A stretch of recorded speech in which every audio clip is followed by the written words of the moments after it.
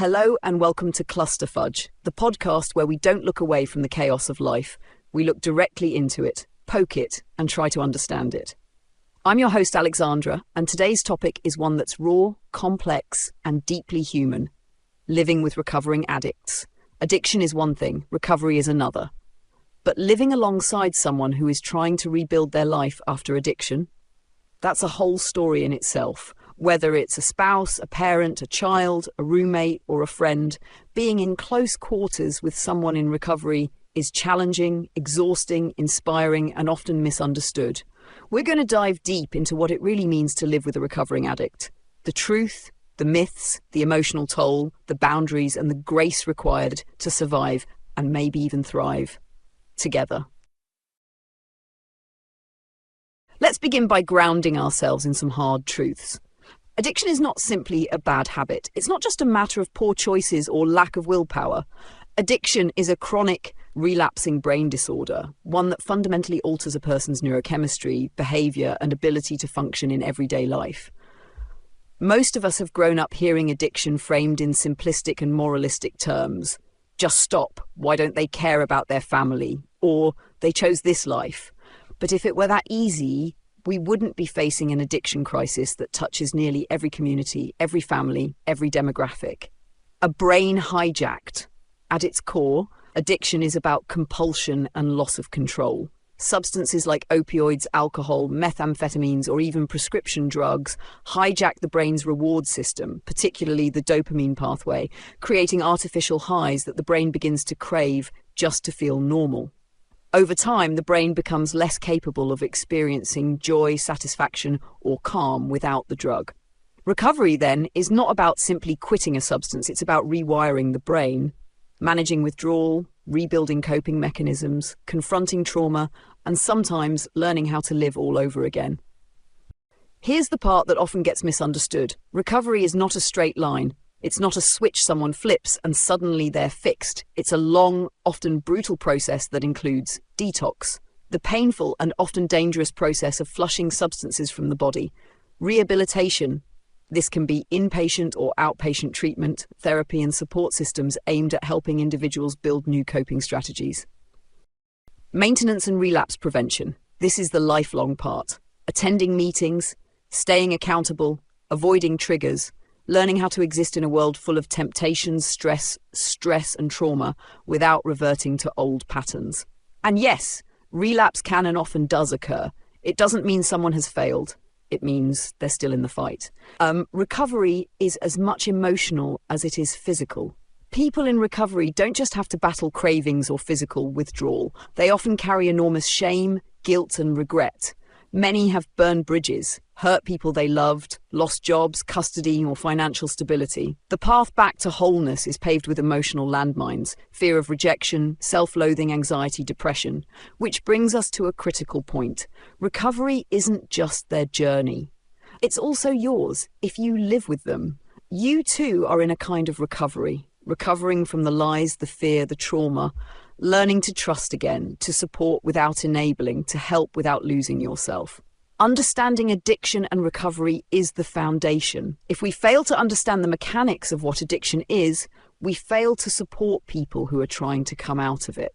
So before we go deeper into what it's like to live alongside a recovering addict, we have to ask ourselves, are we showing up with judgment or with knowledge? Are we trying to control someone else's healing or working to understand our role in it? Because the truth is, you can't force recovery, but you can either be a part of someone's healing or another wound they have to recover from. When we talk about addiction, the spotlight is almost always on the person struggling with it, the addict. Understandably, because addiction is a profoundly personal battle. But the ripple effect of addiction extends far beyond the individual. It deeply penetrates the lives of their loved ones, often carrying a hidden emotional weight that's just as heavy, just as devastating, and sometimes just as invisible. The invisible burden. Loved ones, whether family, partners, or close friends, are often thrust into a relentless storm of uncertainty, pain, and emotional turmoil.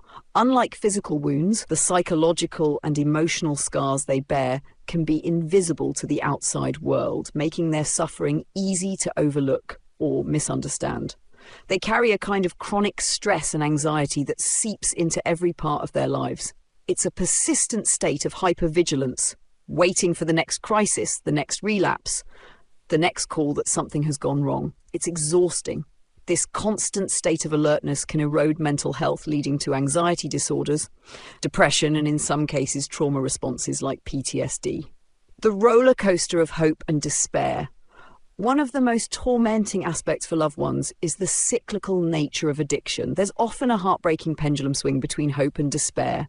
Hope, moments when the addict seems to be getting better, showing signs of recovery, or even just making promises of change. These moments spark relief, optimism, and sometimes euphoria for those who care deeply. But when those hopes are dashed by relapse, denial, or destructive behavior, the emotional crash is devastating. Loved ones can feel betrayed, helpless, and hopeless. This emotional roller coaster is draining. It makes it difficult for loved ones to find peace or a steady emotional footing. They may become emotionally numb or detached just as a defense mechanism to protect themselves from the constant disappointment.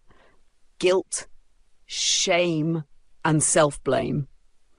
Many family members and partners internalize the addict's struggle as their own failure. They ask themselves painful questions. Did I do something wrong? Could I have prevented this? Am I enabling the addiction? Did I miss the signs? This guilt can be paralyzing, especially in cultures or families where addiction carries social stigma. Loved ones might feel ashamed of the addict's behavior, worried about how others perceive their family, and afraid to seek help due to judgment or misunderstanding. Self-blame is another heavy burden. Parents, for example, might question their parenting. Spouses or partners might question their worth or what they could have done differently. Siblings may feel powerless watching a brother or sister suffer. The strain on relationships. Addiction often distorts and strains relationships. Trust is repeatedly broken. Communication becomes fraught with tension, anger, and misunderstanding. Loved ones may find themselves caught in toxic patterns, enabling confrontation, withdrawal, or emotional blackmail, sometimes simultaneously. Boundaries become blurred or non-existent as the addict's needs and behaviors dominate family dynamics. This strain can lead to isolation. Loved ones may withdraw from social circles to avoid stigma or because the addict's needs consume all their emotional energy. Resentment. The relentless emotional labor can breed deep resentment, sometimes directed at the addict, sometimes at themselves, and sometimes even at the wider system that seems to fail them. Fragmentation. Family units can fracture, with siblings or parents taking sides, or partners deciding to leave, causing long-term familial rifts. The impact on mental and physical health. The emotional toll often manifests physically.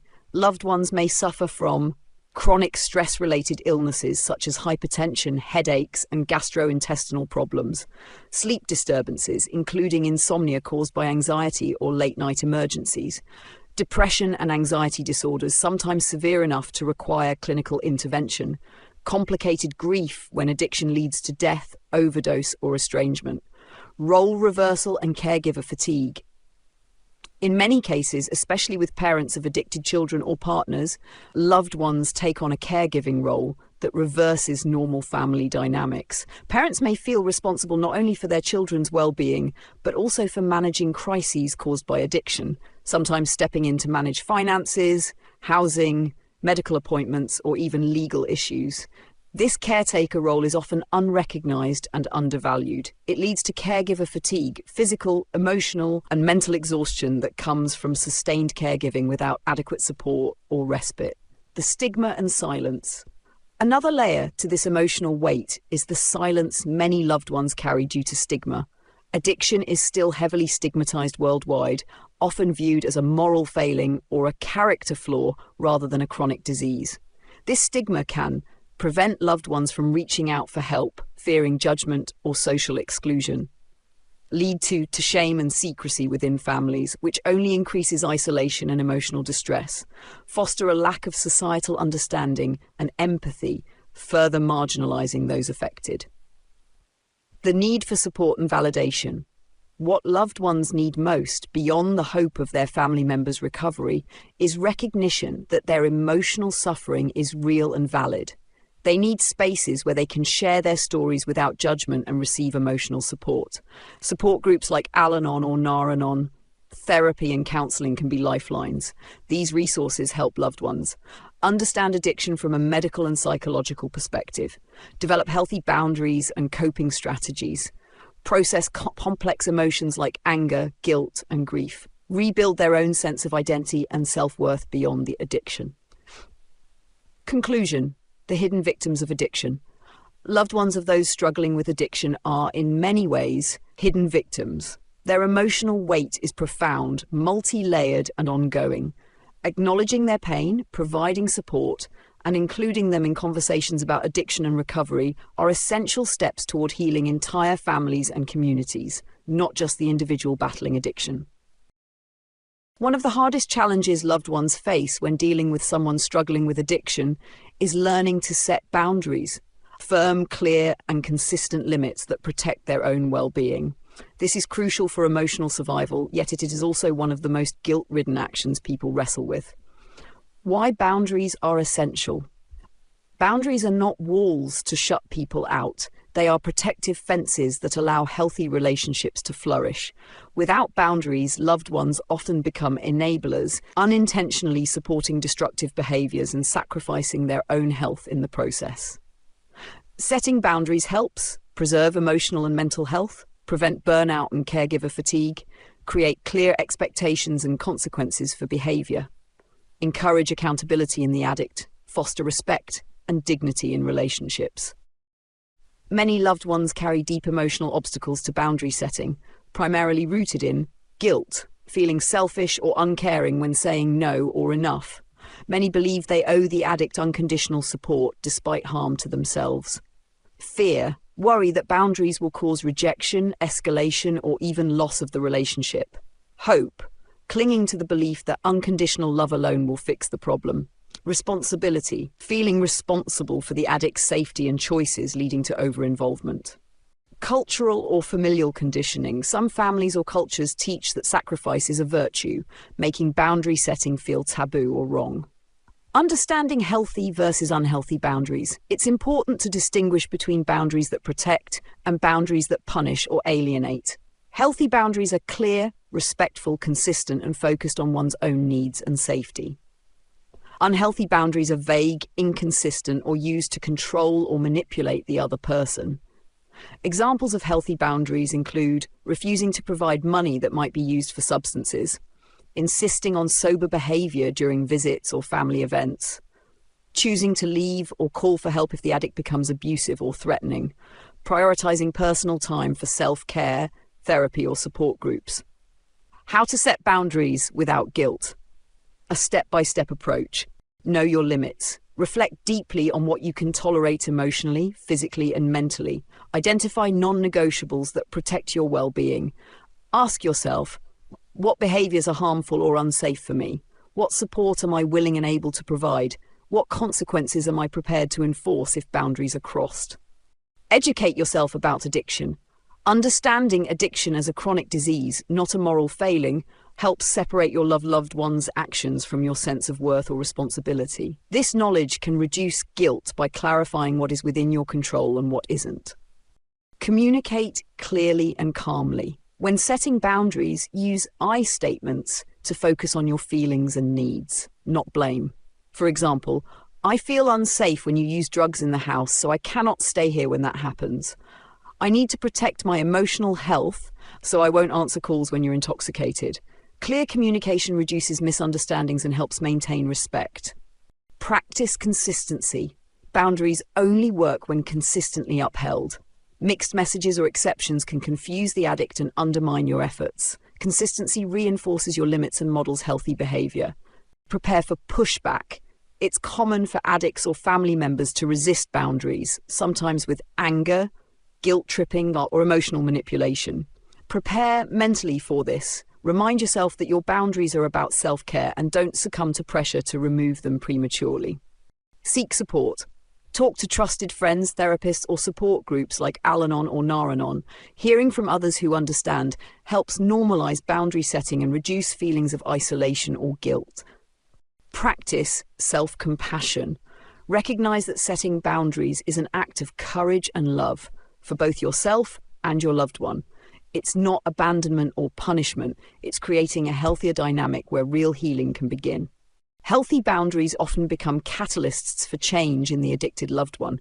They create natural consequences for harmful behavior. They encourage addicts to take responsibility rather than rely on others enabling. They reduce chaos and drama, which can promote stability.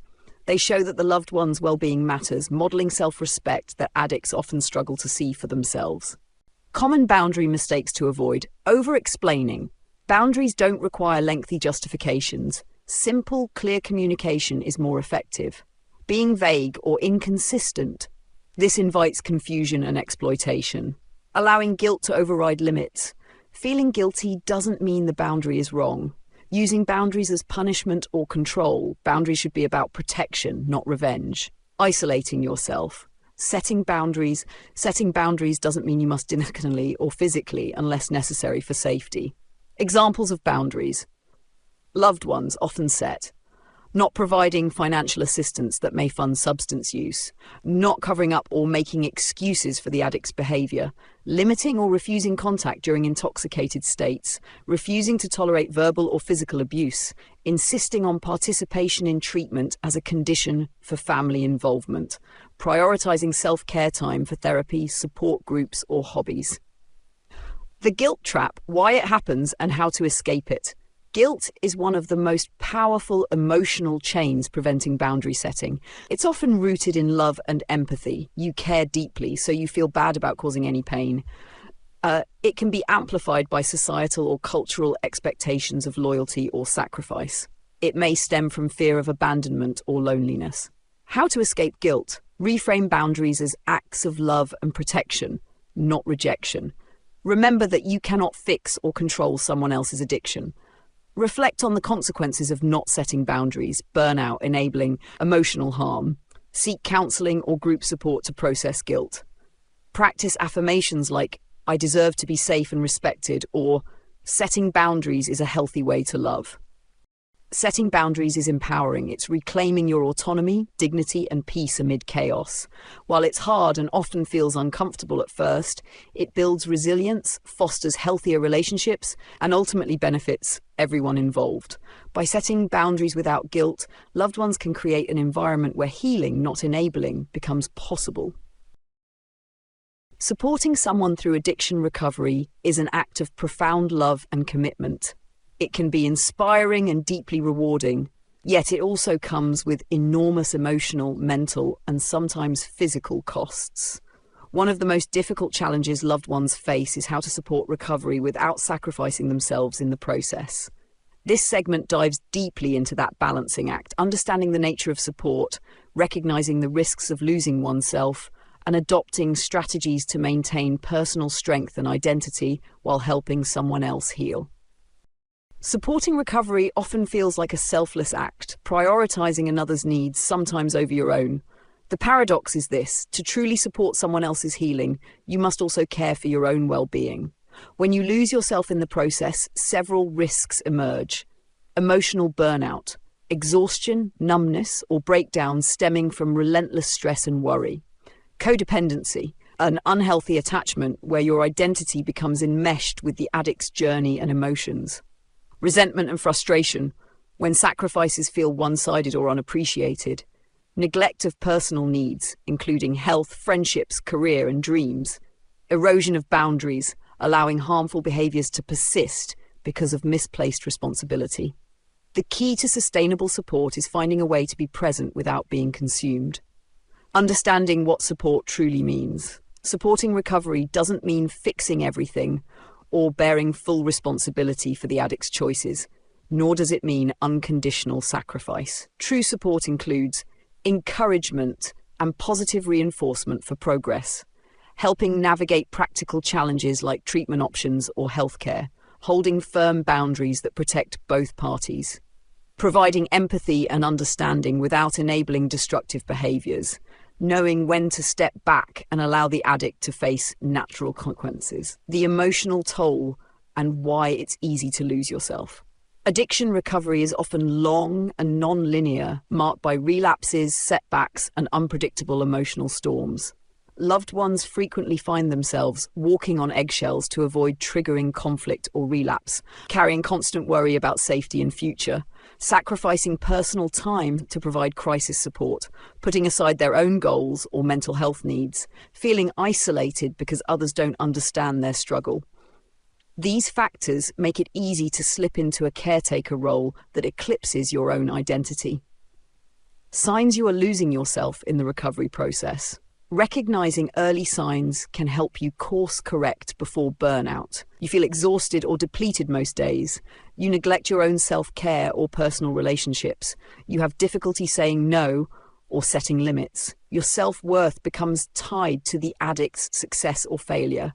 You experience feelings of anger, resentment, or helplessness regularly. You avoid social interactions or isolate yourself. You lose track of your own hobbies, passions, or goals. You cannot pour from an empty cup. Regular self-care is not selfish, it's necessary. Schedule routine therapy or counseling. Maintain physical health, sleep, nutrition, exercise. Engage in activities that bring you joy and fulfillment. Keep social connections alive to avoid isolation. Decide in advance what behaviors you will and will not tolerate. Communicate limits clearly and calmly. Be consistent with consequences if boundaries are crossed. Cultivate emotional detachment without disengagement. This doesn't mean becoming cold or uncaring, but rather developing a healthy emotional distance. Practice observing without internalizing every crisis. Avoid taking responsibility for the addict's feelings or actions. Focus on what you can control, your responses, boundaries, and self-care. Seek support and connection. Lean on groups like Al-Anon or Nar-Anon, trusted friends, or therapists who understand addiction's impact on families. Sharing your experience reduces isolation. Learning from others provides perspective and tools. Validation strengthens resilience. Celebrate small victories and practice patience. Recovery is often slow and marked by setbacks. Acknowledge progress without expecting perfection. Understand relapse is often part of the journey. Stay grounded in hope, but prepare for challenges. Empower the addict to take responsibility. Encourage autonomy by supporting treatment plans, but avoid doing for them what they need to do themselves. This fosters accountability, prevents codependency, builds the addict's self-efficacy. Develop your own identity outside the addiction. Reclaim your life outside the addict's story. Pursue your passions, education, career, or hobbies. Invest time in other relationships. Set goals unrelated to recovery. The role of compassionate toughness. Supporting recovery doesn't mean endless tolerance of harmful behavior. Sometimes love means tough decisions, refusing to enable, insisting on treatment, or even stepping back temporarily for your own health. Compassionate toughness is loving without sacrificing your dignity or safety, understanding the disease but expecting respect and effort, holding the addict accountable while providing empathy. The importance of hope, balanced with realism. Hope sustains loved ones through the hardship of recovery, but unrealistic expectations can lead to deep disappointment. Balance hope with realistic understanding of addiction as a chronic relapsing condition, acceptance of setbacks as part of the process. Focus on daily, manageable progress rather than an idealized outcome. When to seek professional intervention. Sometimes, despite your best support, the addict resists help or recovery remains out of reach.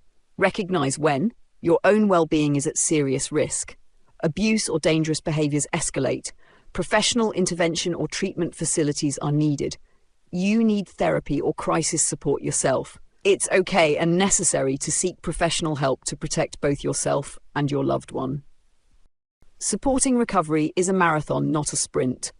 Supporting someone through recovery is a long, complex journey filled with emotional highs and lows, but it doesn't have to mean losing yourself. By prioritizing self-care, setting boundaries, cultivating healthy detachment, seeking support, and holding realistic hope, loved ones can become pillars of strength, not just for the addict, but for themselves. Remember, Your life, your health, and your happiness matter just as much as theirs. Supporting recovery without losing yourself is the greatest gift you can give to both your loved one and yourself.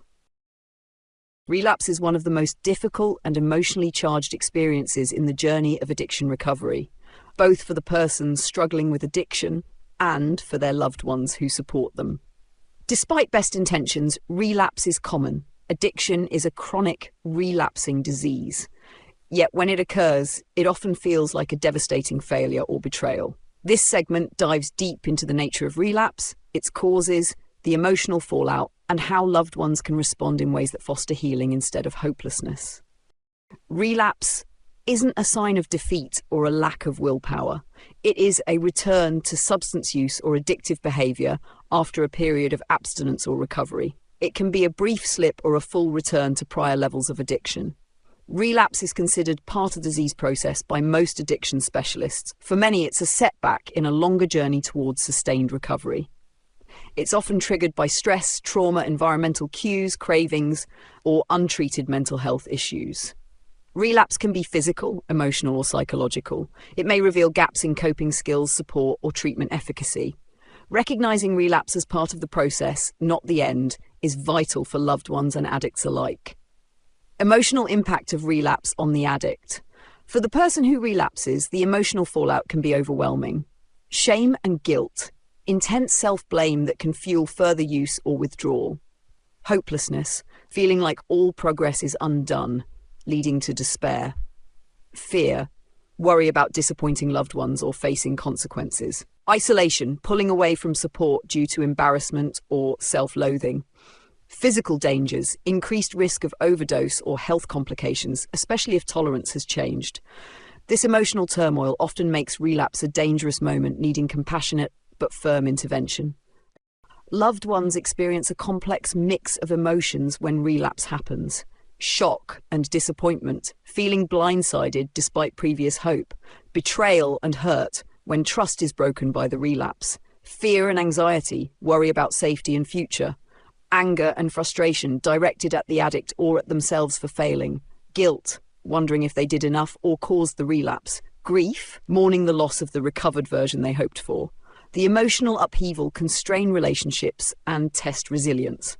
Loved ones often cycle through a range of responses, such as enabling, trying to cover up or excuse the relapse to avoid conflict or pain, confrontation, reacting with anger, ultimatums or harsh punishment, withdrawal, pulling away emotionally or physically out of self-protection, over-rescue, attempting to fix or take control to prevent further relapse, despair, feeling hopeless and giving up on the addict.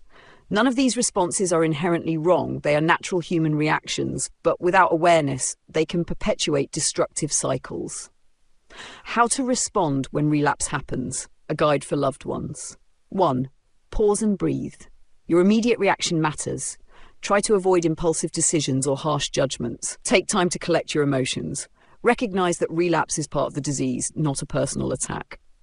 2. Reaffirm boundaries and expectations. Relapse doesn't mean boundaries should be abandoned. Clear, consistent limits must remain in place to protect everyone involved. Communicate consequences calmly. Avoid enabling or ignoring harmful behavior. 3. Offer compassion and support.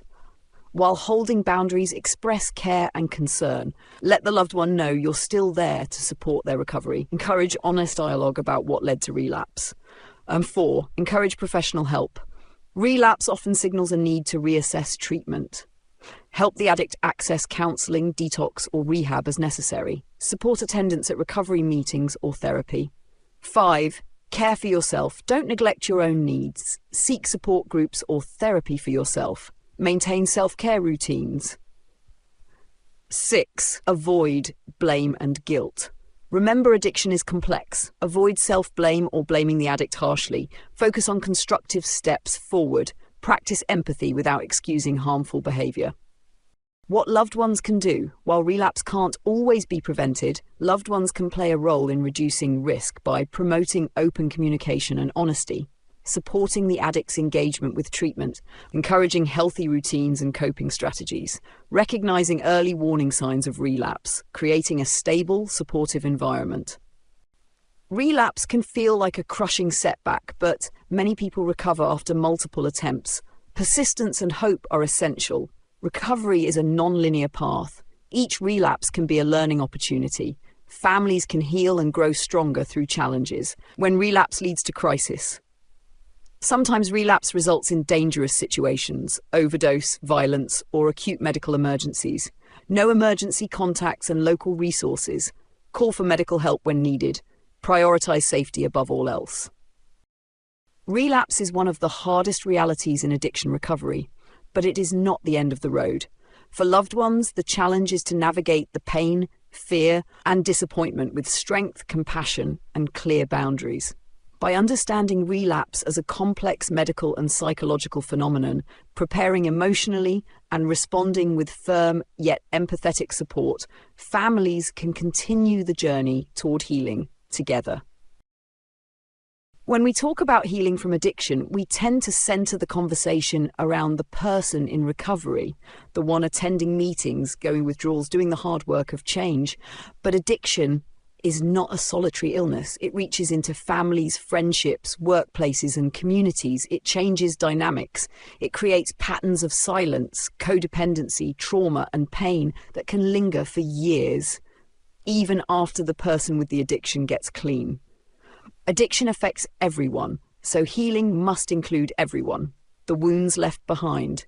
Even if the addict enters recovery, the wreckage left behind doesn't disappear overnight. Broken trust, emotional trauma, resentment and anger, guilt and shame, fear of relapse, unprocessed grief for the years lost.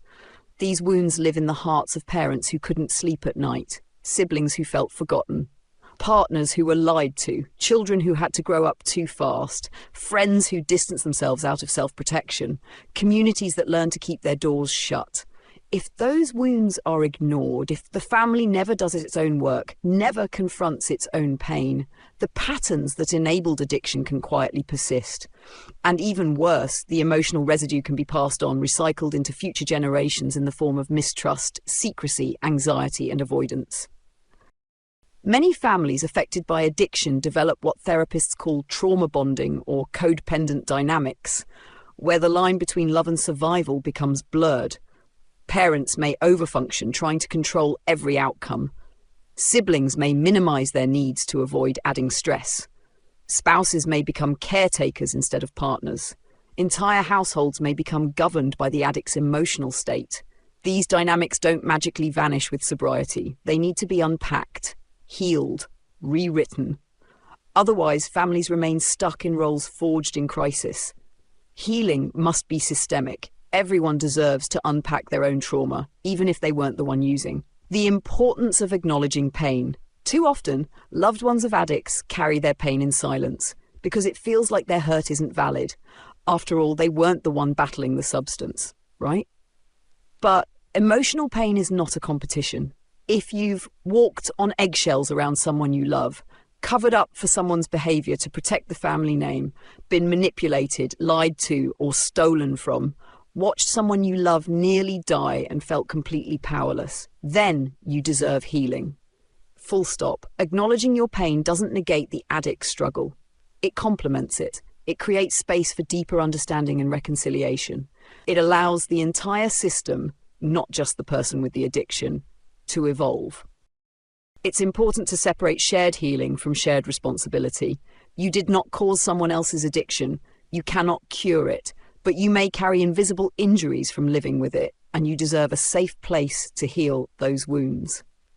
Support groups for families like Al-Anon or Nar-Anon are not just useful, they are often essential. Family therapy can help everyone learn healthier ways of communicating. Individual therapy can offer a place to process years of anger, sadness, confusion, and grief. Open conversations, without blame, can start to mend trust and bring people back together.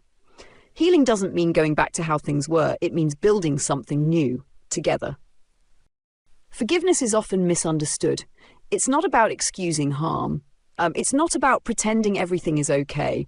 It's about releasing yourself from the prison of rage and bitterness. Forgiveness is a process, not a singular act. First comes safety, ensuring you're not in harm's way. Then comes acknowledgement, honestly naming what happened. then grief for the time and relationships damaged. Only then can forgiveness become a possibility, not for the addict's sake, but for yours. And it's okay if you're not there yet. Forgiveness is not a requirement for healing, but healing is a requirement for reclaiming your peace. Children and generational healing. Children who grow up in homes impacted by addiction often internalize deep wounds. Hypervigilance, always scanning the room for danger. Perfectionism, trying to fix the family by being perfect. Emotional suppression, believing their feelings don't matter. Distrust in people, in love, instability. Unless these patterns are addressed, they grow up to repeat them, often without knowing why.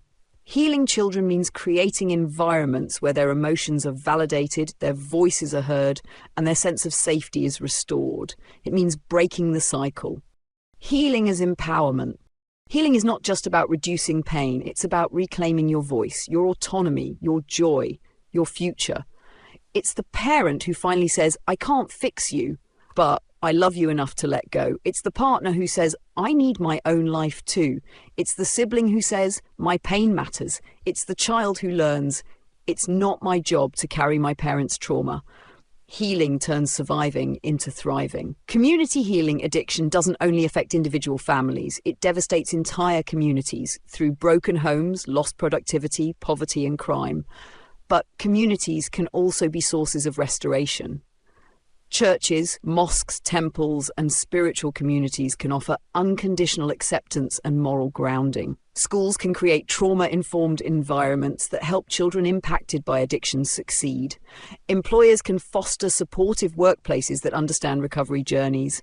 Governments and non-profits can fund services that support long-term healing for both addicts and their families. You don't need to justify your pain. Whether you were the one using or the one silently suffering beside them, you deserve a chance to heal. You deserve a chance to feel whole again. You deserve peace.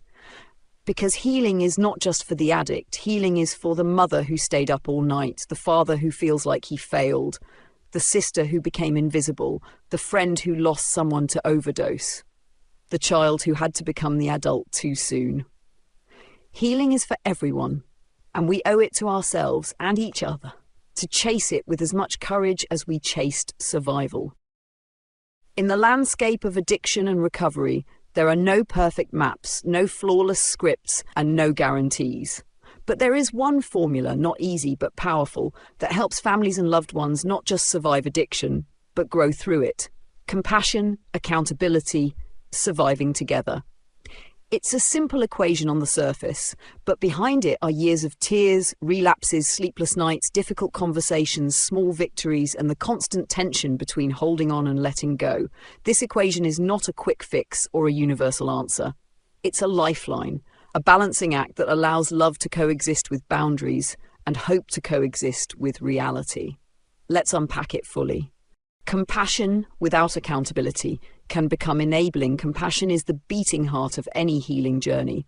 It's what allows us to see the person beneath the addiction. It reminds us that addiction is an illness, not a choice or a character flaw, and that the person we love is still in there, somewhere, fighting to break free. Compassion is staying present when it's easier to walk away, offering empathy instead of judgment, listening when you want to scream, understanding that relapse is part of the process, not the end. But compassion without accountability can become something dangerous, enabling. It can look like making excuses for harmful behavior, ignoring warning signs, avoiding difficult conversations, giving in to manipulation out of fear or guilt, absorbing the addict's responsibilities at the cost of your own health. Without accountability, compassion turns into a trap, not a bridge. It doesn't lift the addict out of pain. It allows them to stay there without consequence, and it quietly chips away at your own well-being in the process. Accountability without compassion can become cruelty. Accountability, on the other hand, is essential. It teaches responsibility. It sets boundaries. It says your choices have impact. But accountability without compassion becomes punishment. It becomes a wall rather than a boundary. It can sound like, you did this to yourself, I'm done with you forever. Until you're perfect, you're not welcome here. That kind of hardness doesn't motivate change. It drives shame deeper. It pushes people away. It reinforces the exact pain that addiction often grows from in the first place: disconnection. Accountability should never mean withholding love or turning recovery into a scoreboard. It should mean expecting the best from someone while still understanding their humanity. To survive addiction as a family, as a partnership, as a support system, you must practice both compassion and accountability at the same time. It looks like saying, "I love you, but I will not tolerate being lied to again." Saying, "I believe in your recovery, but I won't financially support your addiction." Saying, "I'm here when you're ready to get help, but I can't keep rescuing you from the consequences of your choices." Saying, "You're more than your addiction, but this behavior is harming us both, and I won't enable it." That's not just surviving. That's growing. That's healing. Together. It's not about choosing between being kind or being firm. It's about being kind and firm. It's about being emotionally brave, saying the hard thing with love, and showing love through hard things. No one survives addiction alone, not the addict, not the family, not the community. Recovery is more than sobriety. It's rebuilding trust. It's breaking generational cycles. It's rediscovering safety in relationships. It's learning to speak truth with love and to hold space for each other's imperfections. When families work together with compassion and accountability, they create an environment where the addict can face their disease without drowning in shame. Loved ones can express their pain without fearing rejection. Children can grow up witnessing resilience instead of resentment. Hope isn't blind, it's grounded. Together doesn't mean everyone agrees. It doesn't mean pretending everything is fine. It means choosing, day after day, to engage, to listen, to grow, and to hold each other to a higher standard without letting go of empathy. A final message to loved ones. You didn't cause this. You can't control this. You cannot cure it, but you can protect your peace. You can speak your truth. You can support without surrendering yourself, and you can love without losing your boundaries. Let that be your power. A final message to those in recovery. You are more than your addiction. You are worthy of love, healing, and forgiveness. You are allowed to struggle and to try again. You are not broken beyond repair, but you are responsible for your recovery. You are accountable for your actions. You are not entitled to trust. You must rebuild it. You are not alone, but you must do the work. Let that be your power. Together, we bend. Together, we don't break. In the end, surviving addiction as the one in recovery or as the one beside them is not about perfection. It's about persistence. It's about finding that sacred middle ground where compassion fuels understanding and accountability strengthens trust. Because that's how we survive, together. With grace, with honesty, with strength. Compassion plus accountability, surviving together.